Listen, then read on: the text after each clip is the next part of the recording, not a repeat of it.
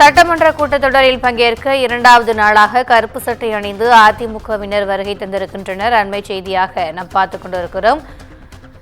கூடுதல் விவரங்களை எமது தலைமைச் செய்தியாளர் சிவா வழங்க கேட்கலாம். வணக்கம் சிவா. அதிமுகவினர் இன்னைக்கு சட்டப்பேரவையில் ஏதேனும் கேள்விகள் எழுப்ப தயாராக இருக்கிறார்களா? கூடுதல் விவரங்கள். திவ்யா, கள்ளக்குறிச்சி மரணம் தொடர்பாக சட்டப்பேரவை கூட்டத்தில் நேற்று தினம் அதிமுக சட்டமன்ற உறுப்பினர்கள் கருப்பு சட்டை அணிந்தபடி சட்டப்பேரவை வருகை தந்திருந்தார்கள்.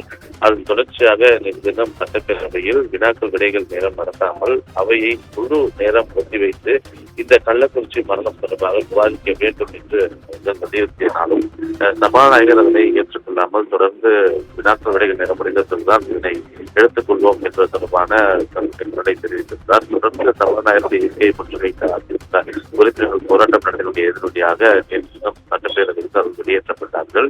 அதை தொடர்ந்துதான் அவர்கள் போராட்டத்தை நடத்தி சந்திப்பெல்லாம் அரங்கேறியது.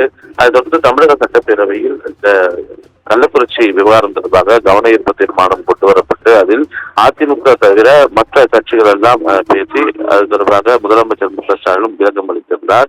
அது நேற்றைய தினம் அதிமுக சஸ்பெண்ட் செய்யப்பட்டிருந்த நிலையில அந்த உத்தரவை திரும்ப பெற வேண்டும் என்று முதலமைச்சர் மு.க.ஸ்டாலின் சபாநாயகரும் கேட்டுக்கொண்டதற்கு இணங்க அந்த சஸ்பெண்ட் உத்தரவு ரத்து செய்யப்பட்டது. ஆனால் அதிமுக அதனை ஏற்க மறுத்து முழுமையாக சட்டப்பேரவை கூட்டத்தை நேற்று தினம் புறக்கணித்திருந்தது. இந்த நிலையில் தான் இரண்டாம் நாளாக இன்று பல்வேறு துறைகள் சார்ந்த மானிய கோரிக்கை மீதான விவாதம் நடைபெற இருக்கக்கூடிய நிலையில இரண்டாம் நாளாக சட்டப்பேரவைக்கு வருகை தந்த அதிமுகவுடைய சட்டமன்ற உறுப்பினர்கள் தொடர்ந்து கருப்பு சட்டை அணிந்த தங்களுடைய எதிர்ப்பை அரசுக்கு தெரிவித்து வருகிறார்கள். கள்ளக்குறிச்சி மரணம் என்பது அரசினுடைய அலட்சியத்தால் நடந்தது. எனவே அரசு இதில் தார்மீக பெற்று பதவி விலக வேண்டும் என்ற அவர்களுடைய கோரிக்கை தொடர்ந்து இருக்கிறது. எனவே இன்றும் இது தொடர்பாக சட்டப்பேரவையில் அவர்கள் முழக்கங்கள் எழுப்புவதற்கும் இது தொடர்பாக நியாயங்களை கேட்பதற்கும் வாய்ப்புகள் இருப்பதாக தெரிகிறது. ஏனென்றால் கள்ளக்குறிச்சியில் ஏற்படக்கூடிய மரணம் என்பது தொடர்ந்து வருகிறது. அது மட்டுமல்லாமல் பல்வேறு பகுதிகளில் இந்த கள்ளச்சாராய விற்பனை என்பது மீண்டும் அரங்கேறி வரக்கூடிய காட்சிகள் எல்லாம் குமுதத்தில் வெளிக்கொண்டு வந்து கொண்டிருக்கிறோம். அந்த